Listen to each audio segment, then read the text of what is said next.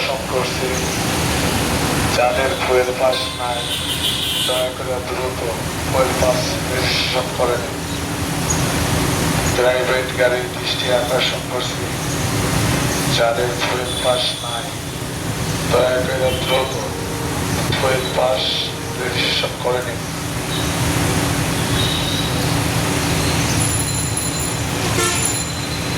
Private গাড়ির দৃষ্টি আকর্ষণ করছি, যাদের ফুয়েল পাস নাই দয়া করে দ্রুত ফুয়েল পাস রেজিস্ট্রেশন করে নিন।